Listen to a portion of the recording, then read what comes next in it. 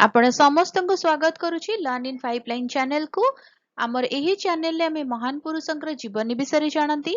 आजि मध्ये जानिबा जने महान व्यक्तित्वंक विषय रे।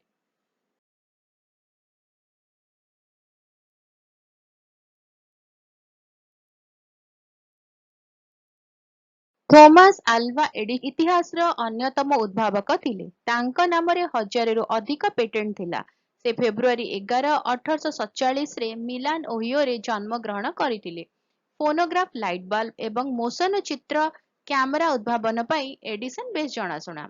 एडिसन को उद्भावन आधुनिक जीवन उपरे गंभीर प्रभाव पकाइथिला।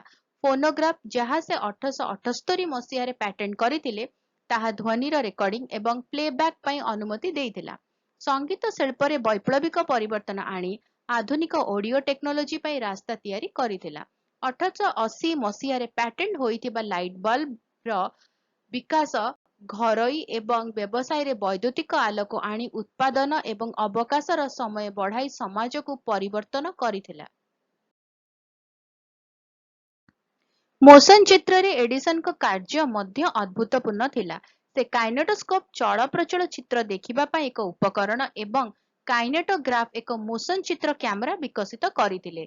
एही उद्भावन गुड़िक चलचित्र शिल्पर मूलदुआ पकाइला। तांकर वैषयिक सफलता सहित एडिसन जणे ज्ञानी व्यवसायी जे जनरल इलेक्ट्रिक जीई प्रतिष्ठा करिथिले, जहाँकि विश्वर सबुठारु बड़ तथा प्रभावशाली निगम मध्यरु अन्यतम। से न्यूजर्सी रा मेनलो पार्क रे प्रसिद्ध एडिसन लैबोरेटरी परि अनुसंधान लैबोरेटरी प्रतिष्ठा करिथिले, जेउठारे से एवं तांको दल अनेक उद्भावन कार्य करिथिले। तांकर सफलता सत्वे एडिसन तांका क्यारियर रे विफलता एवं असुविधा अनुभव करिथिले। तथापि से तांकर स्थिरता एवं निष्ठा पई जनाशुना। से कहिथिले मु विफल होई नै, मु केवल 10,000 उपाय पाइछि जहा काम करिबो नाही। थॉमस एडिसन कर अक्टोबर 18 1931 मसीह रे देहांत होइथिला। से पछरे आधुनिक जगत को आकार देबा पई एक नव जागरण छाड़ी गले।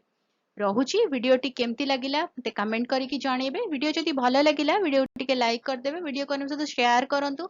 चैनल को प्लीज सब्सक्राइब करी बेल आइकन को प्रेस करी ऑल नोटिफिकेशन को ऑन रखितांतु। ताले देखा आगामी वीडियो रे। रहुची, नमस्कार।